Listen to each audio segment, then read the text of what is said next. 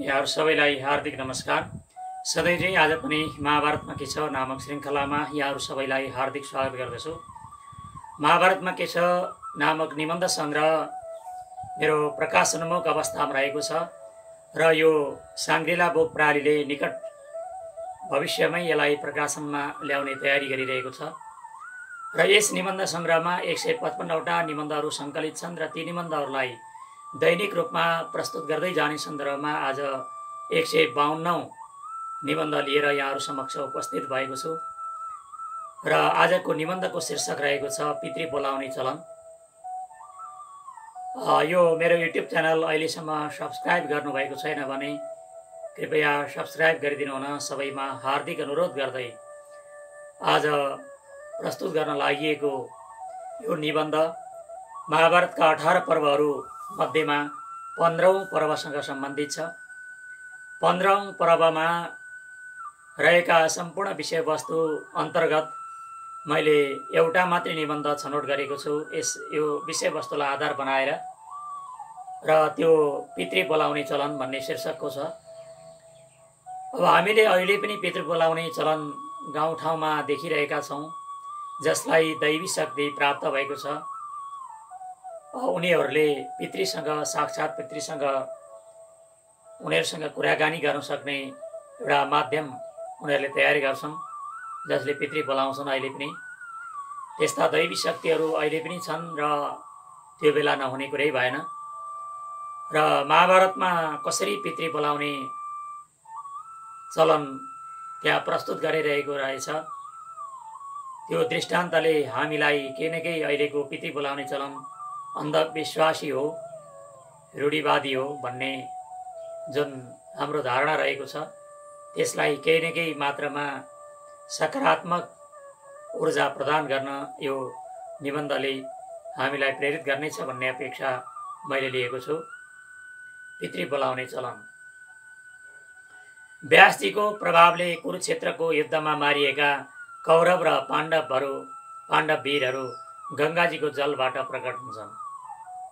व्यासजीले आह्वान गरेपछि त्यसरी प्रकट भएका सबै वीरहरूले एक आपसमा वैरभाव, अहङ्कार, क्रोध र मात्सर्य सबै छोडिसकेका थिए। गन्धर्वहरूले उनीहरूको गुणगान गर्दै स्तुति गरे भने अप्सराहरूले उनीहरूलाई घेरे चारैतिरबाट। त्यति बेला व्यासजी प्रसन्न भएर आफ्नो तपबलले धृतराष्ट्रलाई दिव्य नेत्र प्रदान गरे। गान्धारी पनि दिव्य ज्ञान बलले सम्पन्न भएकी थिइन्। उनीहरूले युद्धमा मारिएका सबै पुत्रहरू र आफ्ना सम्बन्धीहरूलाई त्यहीँ देखे। त्यहाँ आएका सबै मान्छे आश्चर्यचकित भएर एकटकले त्यो अद्भुत चिताउनै नसकिने र अत्यन्त रोमाञ्चकारी दृश्यलाई हेरिरहेका थिए। परलोकबाट फर्किएका सबै व्यक्तिहरू परस्परमा राग द्वेष रहित भएर दिनभर भेटघाट गर्छन् र रात परेपछि उनीहरू अदृश्य हुन्छन्। व्यासजीको आज्ञाले क्षेत्रीय विधवाहरू गङ्गाजीमा गोता लगाएर वा पौडिएर आफ्ना पतिका लोकलाई प्राप्त गर्दछन्, सँगसँगै जान्छन् उनीहरू। त्यसरी एक आपसमा सबैले भेटघाट गर्दा उनीहरू देवलोकमा रहने देवताहरूको जस्तै ती सबैका मनमा हर्षोल्लास छाइरहेको थियो। छोराहरू आफ्ना मातापिताका साथमा रमाइरहेका थिए भने स्त्रीहरू आफ्ना पतिका साथ खुसियाली साटिरहेका थिए। भाइहरू आफ्ना दाजुभाइहरूका साथमा र मित्रहरू आफ्ना मित्रहरूकै साथमा भेटघाट गर्नमा व्यस्त थिए। कर्ण, अभिमन्यु र पञ्चपाण्डवहरू पनि एक आपसमा कुनै राग द्वेष नराखिकन अत्यन्त हर्षोल्लासपूर्वक भेटघाट गरिरहेका थिए। त्यसरी एक आपसमा भेटघाट गर्दै गर्दा सबैलाई त्यहाँ परम सन्तोषको अनुभूति भयो भने उनीहरूका मनमा न शोक छ, न भय छ, न त्रास छ, न उद्वेग छ र न अपयशको स्थान नै आभास भएको थियो। सबैको सारा दुख टाढा गएको थियो, भागेको थियो, त्यहाँ देखिएको थिएन। ती वीरहरू र उनका तरुणी स्त्रीहरू एक रात सँगसँगै भ्रमण गरेर अन्तमा एक अर्कासँग अनुमति लिए परस्पर गला मिलाएर जसरी आएका थिए त्यसरी नै फर्किने तयारी गरे। त्यति बेला व्यासजीले उनीहरू सबैलाई आफ्ना लोकमा फर्किने अनुमति दिए। साथै त्यति बेला जसका मनमा जुन जुन कामना उत्पन्न भए व्यासले ती सबै कामनाहरू पनि पूरा गरिदिए। युद्धमा मारिएका राजाहरूको पुनरागमनको वृत्तान्त सुनेपछि विभिन्न देशका नागरिकहरू अत्यन्त आश्चर्य र आनन्दित पनि भए। आफ्ना समस्त पितृहरू यसरी परलोकबाट आउने र जाने वृत्तान्त सुनेर राजा जनमेजय पनि अत्यन्त प्रसन्न भए। साथै उनले जसले आफ्नो शरीर परित्याग गरेका छन् ती व्यक्तिहरूले त्यसै रूपमा कसरी दर्शन दिन्छन् भन्ने जिज्ञासा पनि वैशम्पायनसँग राखे र वैशम्पायनले पनि जनमेजयको जिज्ञासा शान्त गर्ने प्रयत्न गरे। सम्पूर्ण कर्मको फल भोग नगरिकन जीवात्माको विनाश हुँदैन। जीवात्माको जुन शरीर र विभिन्न प्रकारका आकृतिहरू हुन्छन् ती सबै कर्मजनित नै हुन्छ। कर्मद्वारा नै ती उत्पन्न भएका हुन्छन्। अनित्य शरीरहरूको नाश हुँदा नित्य पञ्च महाभूतहरूको शरीरसँग वियोग मात्र हुन्छ, विनाश हुँदैन। कर्तृत्वको अभिमान बिना अनायास गरिने कर्मको फल नै सत्य, श्रेष्ठ र मुक्तिदायक छ भने कर्तृत्वको अभिमान र परिश्रमपूर्वक गरिएका कर्महरूले बाँधिएको जीवात्माले सुख र दुःखको उपभोग गर्दछ। अनायास कृतम कर्म सत्यश्रेष्ठ फलागम आत्महचैवी समायुक्त सुख दुःखम उपास्मते। अर्थात् जबसम्म शरीरका प्रारब्ध कर्महरूको क्षय हुँदैन, नाश हुँदैन, तबसम्म त्यस जीवको त्यस शरीरसँग एकरूपता रहिरहन्छ। जब कर्महरूको क्षय हुन्छ तब अर्को स्वरूपलाई त्यो शरीरले प्राप्त गर्दछ। अश्वमेध यज्ञमा जब अश्वको वध गरिन्छ त्यति बेला सूर्यम ते चक्षुवातम प्राण तैत्तिरीय ब्राह्म आरण्यकमा यो भनिएको छ। अर्थात् तिम्रो आँखाले सूर्यलाई र प्राणले वायुलाई प्राप्त गरोस् इत्यादि अर्थ दिने मन्त्र पढिन्छन्। ती मन्त्रद्वारा यो सूचित हुन्छ कि देहधारीहरूका प्राण र इन्द्रियहरू निश्चित रूपले सदैव लोकान्तरमा रहन्छन्। तसर्थ परलोकमा गएका जीवहरूको त्यस्तै रूपले यस लोकमा पुनः प्रकट हुनु असम्भव छैन। जब देवता मित्रभावले युक्त हुन्छन् तब उनीहरू प्राणीहरूलाई लोकान्तरको प्राप्ति गराउनमा समर्थ हुने भएकाले प्राणीमाथि अनुग्रह गरेर उनीहरूलाई अभिष्ट लोकको प्राप्ति गराइदिन्छ। त्यसैले जीवले यज्ञहरूद्वारा सदैव देवताहरूको आराधना गरेर लोकान्तरमा जाने शक्ति प्राप्त गर्दछन्। जसले यज्ञ गर्दैनन् उनीहरूले त्यस्तो शक्ति पनि प्राप्त गर्दैनन्। यो पाञ्चभौतिक वर्ग नित्य छ र आत्मा पनि नित्य छ।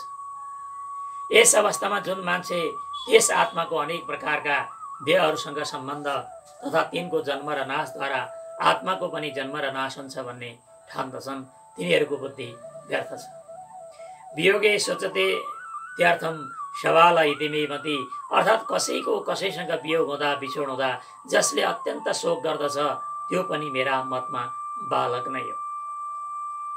जसले वियोगमा दोष देख्छ त्यसले संयोगको त्याग गर्नुपर्छ, किनकि असङ्ग वा असंयोग आत्मामा सङ्गम वा संयोग छैन।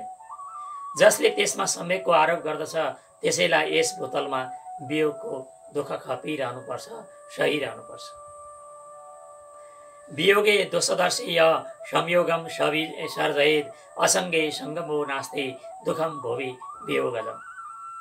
जो आफ्नो र अर्काको ज्ञानमा नै अल्झिन्छ ऊ अभिमानबाट माथि उठ्न सक्दैन। जो कसैका लागि पराई छैन त्यस परमात्मालाई जान्ने व्यक्ति उत्तम बुद्धिलाई पाएर मोहद्वारा मुक्त हुन्छ।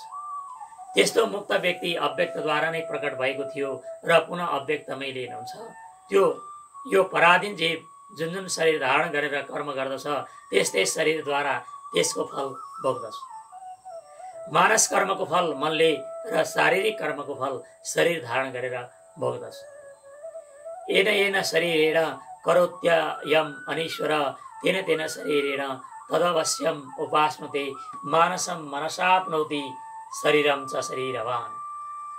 राजा जनमेजयले आफ्ना स्वर्गवासी पिता परीक्षितको दर्शन गर्न अनुरोध गरेका कारण व्यासजीले उनीमाथि पनि कृपा गरे र राजा परीक्षितलाई त्यस यज्ञभूमिमा बोलाए। स्वर्गलोकबाट उस्तै रूप र अवस्थामा आएका आफ्ना तेजस्वी पिता परीक्षितको पुत्र जनमेजयले दर्शन गरे। उनका साथमा आएका महात्मा समीप, उनका पुत्र श्रृंगी ऋषि र परीक्षितका मन्त्रीको पनि जनमेजयले दर्शन गरे। त्यसपछि राजा जनमेजयले प्रसन्न भएर यज्ञान्त स्नानका समयमा पहिला आफ्ना पितालाई स्नान गराए र पछि आफूले पनि स्नान गरे। तत्पश्चात राजा परीक्षित त्यही अन्तर्धान भए। स्नान गरिसकेपछि राजा जनमेजयले शरद कुमार आस्तिक मुनिसँग मेरो यो यज्ञ नाना प्रकारका आश्चर्यहरूको केन्द्र भएको छ, किनकि आज मेरा सारा शोकहरूलाई नाश गर्ने मेरा पिताजी पनि यहाँ उपस्थित हुनुभएको थियो भन्ने कुरा व्यक्त गरे। त्यसको प्रत्युत्तरमा आस्तिक मुनिले जसको यज्ञमा तपस्याका खानी महर्षि द्वैपायन व्यास उपस्थित छन् उसको त दुवै लोकमा विजय भएको छ भन्ने कुराको चर्चा गरे। तिम्रा सामु समर्पण सर्पगण भस्म भएर तिम्रा पिताकै पदवीलाई प्राप्त गरे। तिम्रो सत्यपरायणताका कारण कुनै किसिमले तक्षकको प्राण बचेको छ। तिमीले समस्त ऋषिहरूको पूजा र महात्मा व्यासको पहुँच वा सामर्थ्य कहाँसम्म छ भन्ने कुरा पनि प्रत्यक्ष रूपमा देख्यौ। आस्तिकले व्यासको कृपाद्वारा जन्मेजयले आफ्ना पिताको दर्शन गर्ने सौभाग्य प्राप्त गरेको कुराको वर्णन गरेका हुन्। स्वर्गवासी पितृहरूलाई आह्वान गर्ने र पूजा अर्चना गर्ने परम्परा त श्राद्ध आदि पद्धतिका माध्यमले वर्तमानमा समेत जीवन्त छ र कतिपय तान्त्रिक एवं सिद्ध योगी ज्योतिषीहरूले पितृ बोलाउने गरेका स्वर्गवासी पितृहरूसँग कुराकानी गराइदिने चलन पनि कहीँ कतै अद्यावधि रहँदै आएको छ।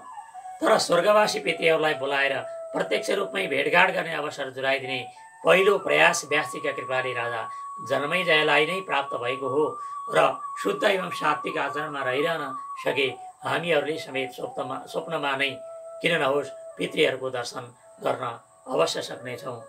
यो महाभारतको 15औं अश्वमेधिक पर्वसँग सम्बन्धित यो निबन्धको विषयवस्तु यति नै हो र यो सुनेर यहाँहरूको मनमा लागेका जिज्ञासा प्रतिक्रियाहरू केही भएमा मेरो युट्युबको कमेन्ट बक्समा कमेन्ट गरिदिनु न। सबैमा हार्दिक अनुरोध गर्दै आजलाई यहाँहरूसँग बिदा चाहन्छु। धन्यवाद, नमस्कार।